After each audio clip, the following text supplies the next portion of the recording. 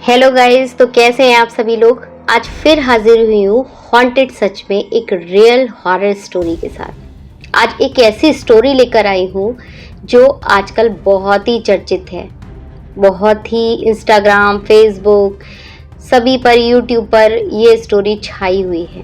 आज मैं आपको राजा रघुवंशी और सोनम रघुवंशी की स्टोरी सुनाने वाली हूँ। इस स्टोरी का हर एक पहलू सुनाऊंगी, शुरू से आखिरी तक ये स्टोरी सुनाऊंगी, वो बातें भी बताऊंगी जो अभी तक मीडिया ने आपके सामने नहीं लाई हैं।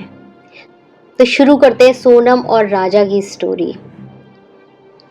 अक्टूबर 2024 में सोनम और राजा की शादी तय होती है।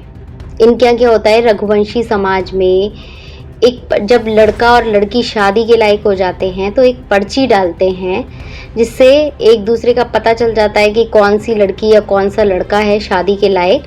तो इनके समाज में, रघुवंशी समाज में जो है, वो इस तरीके से शादी वगैरह फिक्स होती हैं। तो अक्टूबर में नवरात्रे चल रहे थे, तब इनका जो हुआ, शादी फिक्स हुई।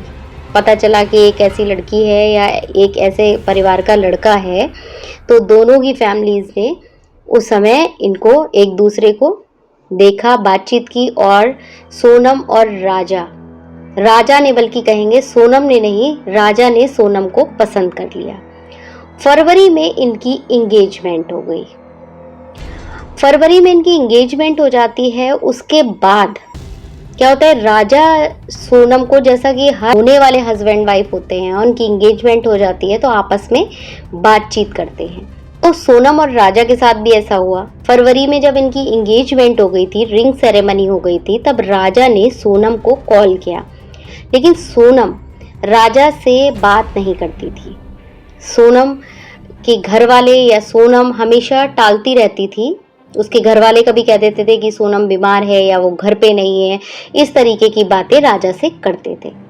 तो राजा ने ये बात अपने एक दोस्त से भी शेयर की कि सोनम, जब से हमारी इंगेजमेंट हुई है तब से वो मुझसे, मतलब जब हमारी इंगेजमेंट हो चुकी है और मैं उसको कॉल करता हूँ, वो मुझसे बात भी नहीं करती है, तो मुझे कुछ ठीक नहीं लग रहा है। हो सकता है कि सोनम को ये रिश्ता ना अच्छा लग रहा हो।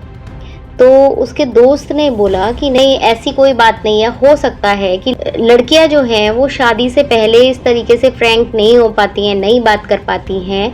तो सोनम ने रात से कई दिनों तक बात नहीं की, लेकिन माफ़ करिएगा, सोनम ने राजा से कई दिनों तक बात नहीं की। लेकिन फिर अचानक से पता नहीं क्या हुआ कि सोनम ने राजा से बात करना शुरू कर दिया और अच्छी तरीके से बात करती थी। बताते हैं उनके घर वाले दोनों शॉपिंग पे जाते थे, शादी की तैयारियां कर रहे थे। अब इस बीच ऐसा क्या हुआ कि पहले तो सोनम राजा को टाल रही थी, लेकिन अचानक से सोनम राजा से बात करने लगी। हुआ ये कि राज कुशवाहा जो है, उसने सोनम को ये सब आइडिया दिया। पहले तो सोनम और राज का प्लान था कि शादी से इनकार कर देंगे, और एक बार सोनम एक अपनी स्कूटी के पास एक लड़की को भी जलाने वाली थी, ऐसा सुनने में आया है। और उसने सोचा कि ये सब बता देंगे कि सोनम मर चुकी है और इस तरीके से हम कहीं भाग के शादी कर लेंगे। ये सोनम और राज ने प्लान बनाया था। एंड में उन्होंने प्लान बनाया राजा को मारने का। उसके बाद से ही सोनम जो है वो राजा से अच्छे से बात करने लगी, अपनी शादी को लेकर खुश रहने लगी, क्योंकि राज ने ही उससे कहा था कि अगर इस तरीके से व्यवहार करोगी तो सबको शक हो जाएगा। इसलिए सोनम खुशी खुशी राजा के साथ शॉपिंग करने लगी, शादी की तैयारियां करने लगी, और सोनम और राजा की 11 मई को शादी हो गई। 12 मई को सोनम जो थी वो विदा होके राजा के घर आई। 12 मई को सोनम ने राजा से कोई भी ऐसा पति पत्नी का संबंध नहीं बनाया और ये कह के टाल दिया कि मुझे कामाख्या माता के दर्शन करने हैं, उसके बाद मैं तुम्हें अपनाऊंगी। राजा सीधा साधा था, मान गया। सोनम 2 दिन के बाद यानी 14 मई को अपने घर यानी अपने मायके चली जाती है।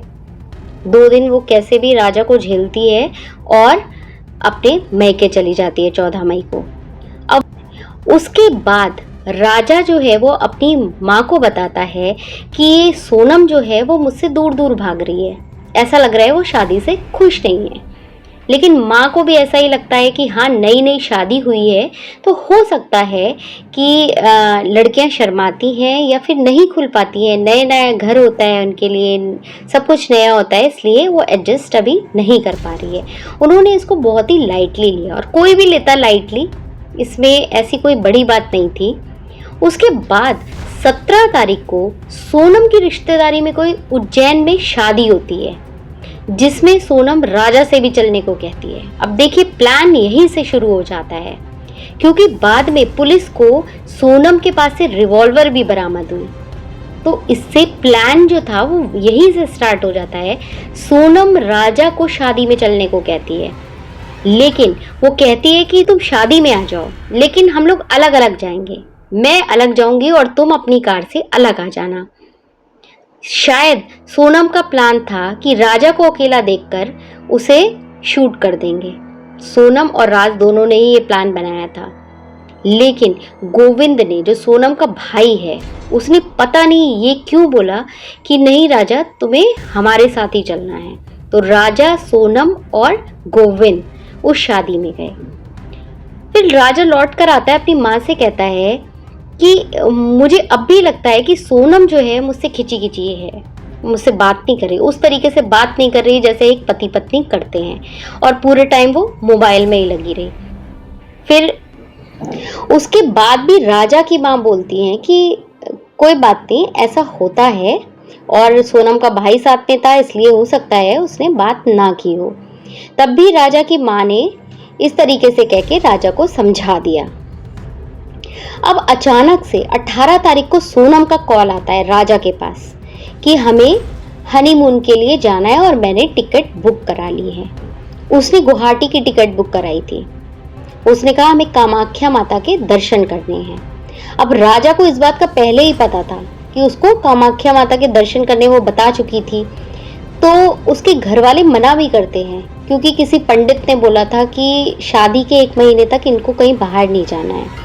लेकिन राजा ने अपनी माँ को मना लिया कि सोनम को कामाख्या माता के दर्शन करने हैं गुवाहाटी में, इसलिए हमें जाना होगा। तो उसकी माँ ने बोला भी कि हाँ, जल्दी ही वापस आ जाना, 2-3 दिन में वापस आ जाना। इस तरीके से राजा और सोनम का गुवाहाटी जाने का प्लान बन जाता है। अब दोनों लोग शॉपिंग करते हैं, और 20 तारीख को, 18 को सोनम बताती है कि मैंने टिकट बुक करा लिए हैं, और 20 मई को ये लोग निकल जाते हैं गुवाहाटी के लिए। अब वहां पर भी ऐसा उन्हें कोई मौका नहीं मिलता जिससे वो राजा को ठिकाने लगा सकें। अब होता क्या है कि गुवाहाटी में भी कामाख्या माता के दर्शन हो जाते हैं। फिर वहां पर प्लान बनता है, उनके साथ 3 लोग जो कातिल हैं, जिन्होंने राजा का कत्ल किया है, वो तीनों लड़के जो हैं वो गुवाहाटी में भी सोनम के साथ मौजूद रहते हैं, क्योंकि सोनम उन्हें 18 तारीख को ही बाई रोड रवाना कर देती है गुवाहाटी के लिए। उनका प्लान ये था कि ये तीनों तुम्हारे साथ ही रहेंगे और मौका देखते ही राजा को ठिकाने लगा देंगे।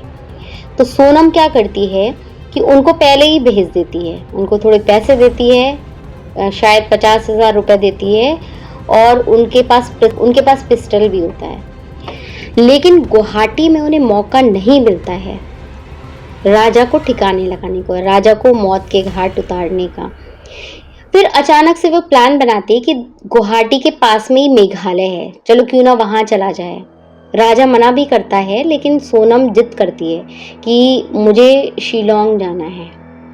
उसके बाद ये लोग शिलोंग जाते हैं। शिलोंग ये लोग पहुँचते हैं 21 मई को। उसके बाद राजा और सोनम जो है वो नॉन ग्रियाट के सोहरा में एक होम स्टे लेते हैं, वहाँ पर रुकते हैं। सीसीटीवी फुटेज से पता चला है कि सोनम और राजा वहाँ पर 1 दिन के लिए रुकते हैं। उसके बाद ये लोग चेकआउट कर जाते हैं दूसरे दिन सुबह। 22 मई को सोनम का प्लान होता है कि हम लोग घूमने जाएंगे, और वैसे भी चेरापूंजी वाले इलाके में बारिश वगैरह ज़्यादा होती है, तो मौका देखकर राजा को पहाड़ से धक्का दे देंगे। उनका प्लान ऐसा नहीं था कि उसको शूट करना है या फिर उसको मारना है। पहले उनका यही प्लान था कि इसको नेचुरल डेथ देना है। तो उस दिन क्या होता है, 22 तारीख को बहुत ज़्यादा बारिश हो रही होती है। ये लोग जाते भी हैं पहाड़ों पर, लेकिन कोई भी व्यू नहीं आता है। और सोनम थोड़ा देर राजा से कहती है कि हम लोग थोड़ा रुकते हैं, देखते हैं शायद बारिश रुक जाए। लेकिन इस तरीके से पूरा ही दिन बीत जाता है और बारिश काफ़ी हो रही होती है और उस दिन राजा बच जाता है। वरना इनका यही प्लान था कि सेल्फी लेने के बहाने कैसे भी राजा को नीचे धक्का दे देना है और इसे नेचुरल डेथ दिखाना है, जिससे किसी को शक भी नहीं होगा और राजा भी रास्ते से हट जाएगा। लेकिन फिर क्या होता है, 23 मई को प्लान बनाते हैं। 23 मई को सोनम का और उन तीनों लड़कों का प्लान होता है। और एक बात पहले भी बता दूं, जब ये 22 मई को जाते हैं तो वो तीनों लड़के राजा से मिलते हैं। राजा से फ्रेंडशिप हो जाती है उन तीनों लड़कों की, क्योंकि सोनम को वो तीनों ही फॉलो कर रहे थे शुरू से ही। सोनम उनको अपना जो लोकेशन है वो शेयर कर रही थी और वो तीनों सोनम को हमेशा फॉलो करते रहे। 22 मई को उन तीनों कातिलों और राजा की जो है वो दोस्ती हो जाती है। उनकी दोस्ती हो जाती है और जान पहचान, क्योंकि वो लोग भी हिंदी बोल रहे थे और राजा को भी हिंदी आती है, तो वो लोग फ्रेंडली बातें करता है उनसे और उनकी फ्रेंडशिप हो जाती है। 23 मई को क्या होता है, राजा की माँ का फ़ोन आता है। वो बोलती हैं कि कब आओगे, तो राजा कहता है जल्द से जल्द, आज लास्ट डे है, आज रुक के फिर मैं वापस आ जाऊँगा। सोनम से भी वो कहता है कि हमें घर वापस चलना चाहिए। तो 23 मई का आखिरी दिन होता है सोनम के पास राजा को मौत के घाट उतारने का। अगर वो उस दिन उसका कत्ल नहीं कर पाती तो शायद राजा नहीं मरता, राजा को नहीं मार पाती वो, क्योंकि राजा जिद कर रहा था वापस जाने के लिए। सोनम ने पूरा प्लान बना रखा था कि अगर आज सेल्फी लेने के बहाने राजा को पहाड़ी से नहीं गिरा पाए तो कोई और उपाय, मतलब कोई और तरीका अपनाना होगा राजा को मारने के लिए। तो उनके पास 2 औजार भी थे राजा को मारने के लिए। फिर सोनम क्या करती है, एक चेरापूंजी से कुछ किलोमीटर दूर वाई सुडोंग फॉल करके एक जगह है, वहां ले जाती है राजा को। वहां पर चट्टानें, बहुत सारी गहरी गहरी खाइयां हैं, चट्टानें हैं और वहां पर एक वाटरफॉल है वाई सुडोंग करके। वहां पर राजा को ले जाती है। कई लोगों ने सोशल मीडिया पे राजा और राजा की माँ की कॉल को भी शेयर किया है, जो फ़ोन कॉल लास्ट की थी राजा को, वहीं से की थी। राजा उनको बताता है कि हम झरना देखने गए हैं, तो माँ बोलती है कि भाई इतने ऊंचे से झरना क्या देखने गए हो तुम लोग, इतने ऊंचे क्यों जा रहे हो, क्योंकि दोनों लोग हाफ रहे थे जब राजा की माँ ने राजा को कॉल किया। अब इसका प्लान क्या होता है सोनम का, पीछे से वो लड़के भी फॉलो कर रहे होते हैं जिनको ये लाती है राजा को मारने के। तो सोनम जो है वो उन 3 कातिलों से कहती है कि वो सबसे ऊपर, ये जो वाटरफॉल है वो 3 लेयर्स में डिवाइड है।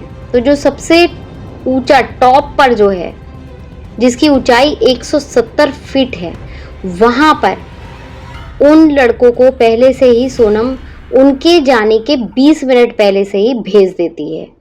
तो वो लड़के जो 3 हैं वो उस जगह पर जहां से राजा को फेंका गया था वहां 20 मिनट पहले ही पहुंच जाते हैं, यानी 9:25 पर वो लड़के वहां पर पहुंच जाते हैं और छिप जाते हैं, क्योंकि वो एक सुनसान एरिया है।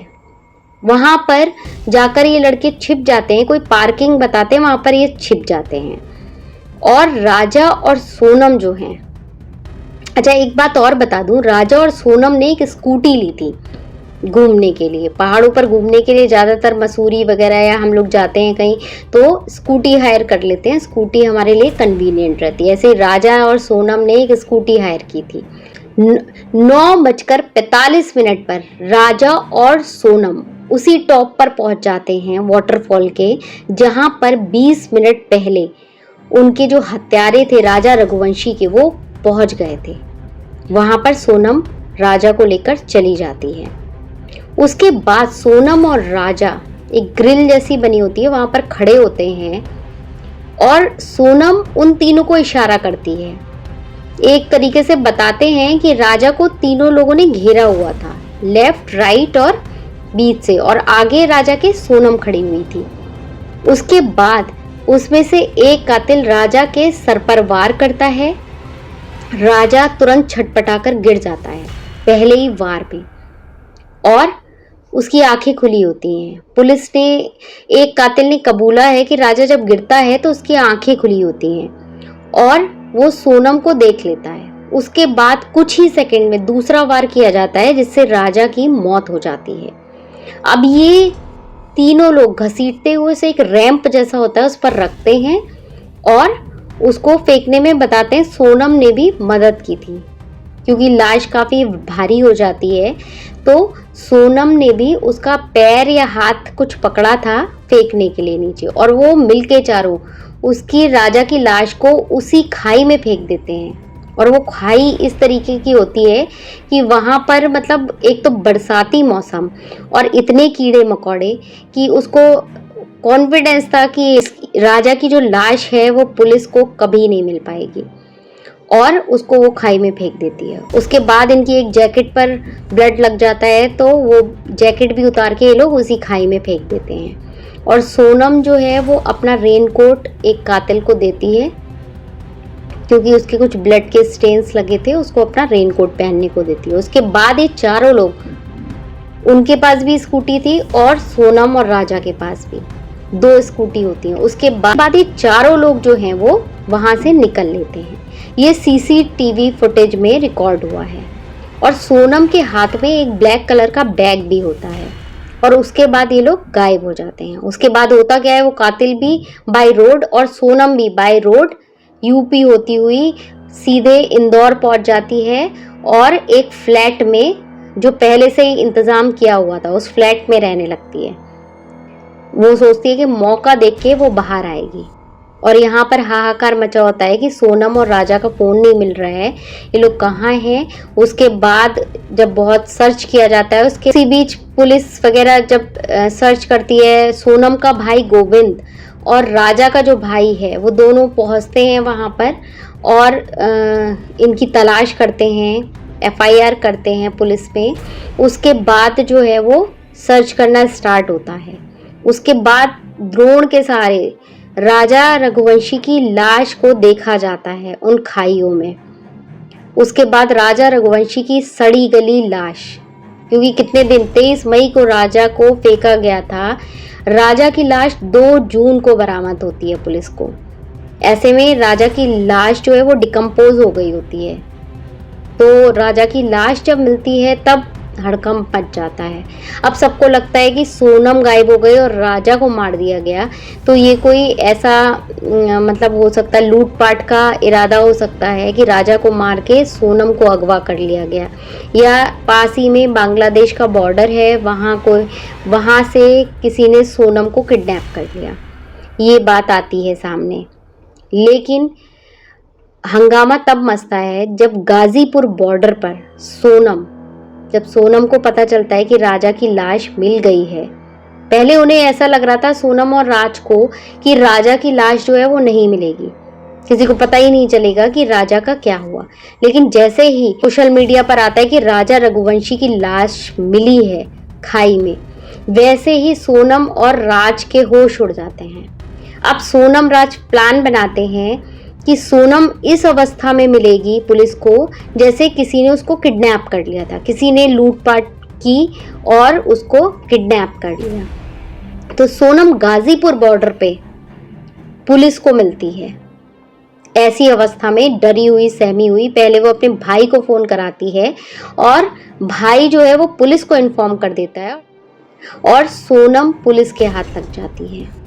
जबकि पुलिस को सोनम के बारे में पहले ही पता लग गया होता है कि जो राजा का सस्पेक्टेड होती है सोनम की, पुलिस को ऐसा लगता है कि सोनम ने ही राजा रघुवंशी का मर्डर करा है, क्योंकि बहुत सारे एविडेंस पुलिस को मिलते हैं, सीसीटीवी फुटेज मिलते हैं, और जिस होम स्टे में इन्होंने स्टे किया था उसमें सोनम का पर्स मिलता है जिसमें कि सोनम का मंगलसूत्र और कुछ गहने होते हैं। अब पुलिस को थोड़ा सा वहीं पर शक हो जाता है कि कोई लेडी जिसकी अभी नई शादी हुई है वो अपना मंगलसूत्र छोड़कर यहाँ पर चली गई है। दूसरा क्लू तब मिलता है पुलिस को कि सोशल मीडिया पे राजा तो सारे फोटोग्राफ्स शेयर कर रहा है, जबकि सोनम एक भी फोटोग्राफ शेयर नहीं कर रही है। तो कुछ कुछ और सीसीटीवी फुटेज जिसमें सोनम उन कातिलों के साथ जाती हुई दिखी है, इससे पुलिस को सोनम पर पूरा शक हो जाता है। अब गाजीपुर से सोनम का मिलना, पुलिस सोनम को अपने साथ, अब उन 3 कातिलों को भी पुलिस अरेस्ट कर लेती है। अब 4 लोग, सोनम और 3 कातिल और एक राज कुशवाहा। उसके बाद राज कुशवाहा का नाम सामने आता है कि इसका मास्टरमाइंड जो था वो उसका प्रेमी राज कुशवाहा था। इन लोगों को ट्रैजिक रिमांड पर शिलोंग ले जाती है। अब इनसे पूछताछ की जाती है, सब उगलवाया जाता है। तो ये लोग अपना गुनाह जो है वो कबूल कर लेते हैं। ये लोग बोल देते हैं कि हाँ, सोनम ने प्यार के चक्कर में, सोनम ने अपने बताया जाता है कि सोनम और राज कुशवाहा का अफेयर 3 ईयर से, पास्ट 3 ईयर्स बताया जाता है। सोनम और राज का जो अफेयर था वो 3 साल से चल रहा था। सोनम राजा से शादी करना नहीं चाहती थी, लेकिन फिर भी उसके घर वालों ने दबाव किया और दबाव में आकर उसने राजा रघुवंशी से शादी कर ली। तो राज कुशवाहा जो था इस कत्ल का मास्टरमाइंड बताया जाता है। राज कुशवाहा ने जो था वो सोनम को इस काम के लिए एग्री किया था, राजा की हत्या करने के लिए। तो उन 5 लोगों को पुलिस शिलोंग ले जाती है और पूछताछ में ये पूरी कहानी उगल देते हैं कि किस तरीके से राजा को मारने का इनका प्लान था। लेकिन अभी भी पुलिस इस चीज़ से सेटिस्फाई नहीं होती है। पुलिस पूरी इंक्वायरी कर रही है, शिलोंग पुलिस, कि ये खाली प्रेम संबंध के वजह से इस तरीके का अपराध नहीं किया जा सकता है। हो सकता है किसी की राजा से पहले से ही दुश्मनी हो जिसकी वजह से राजा का कत्ल किया गया है, या और भी बहुत सारे कारण हो सकते हैं। पुलिस, क्योंकि ये कोई ऐसे क्रिमिनल नहीं है जिन्होंने राजा की हत्या की है, तो पुलिस को भी ऐसा लग रहा है कि इसके पीछे और भी कई रीज़न हो सकते हैं जिससे राजा की हत्या की गई है। तो पुलिस इंक्वायरी कर रही है। पुलिस ने अभी जो है वो शिलोंग जेम्स करके है जिसके घर में सोनम रुकी हुई थी इंदौर में, जब वो गुवाहाटी और शिलोंग से लौटकर जिस फ्लैट में वो छुपी हुई थी उस फ्लैट के मालिक और ब्रोकर को अरेस्ट कर लेते हैं। इसका बैग भी बरामद कर लेते हैं पुलिस वाले, जो ब्लैक बैग इसके हाथ में था। उसमें लैपटॉप, पिस्टल और 5 लाख रुपए पुलिस को बरामद होते हैं। लैपटॉप बताते हैं इसने नाले में फेंक दिया था। कोई जो गार्ड इसके घर में सिक्योरिटी गार्ड था जहां ये जिस फ्लैट में रुकी थी, वो बताता है कि इसका जो लैपटॉप है वो नाले में फेंक दिया था। तो पुलिस को वो लैपटॉप बरामद हो गया। और शिलोंग जेम्स नाम का जो ब्रोकर है उसके ससुराल में भी छापा मारा जाता है, रतलाम में है, और वहाँ से भी कुछ चीज़ें पुलिस राजा के गहने वगैरह बरामद करती है। तो अभी भी ये केस की इंक्वायरी हो रही है। अभी तक क्या था कि इन 5 ने अपना जो गुनाह था वो कबूल कर लिया था, लेकिन अब क्या हो रहा है कि जैसे ही उनको कोर्ट में पेश करते हैं तो 2 कातिल जो हैं वो मुकर जाते हैं, वो अपने इकवाले जुल्म से जो है वो मुकर जाते हैं। तो अभी भी ये केस प्रोग्रेस पे है, चल रहा है। पुलिस पूरी तरीके से इंदौर आकर शिलोंग पुलिस इंक्वायरी कर रही है।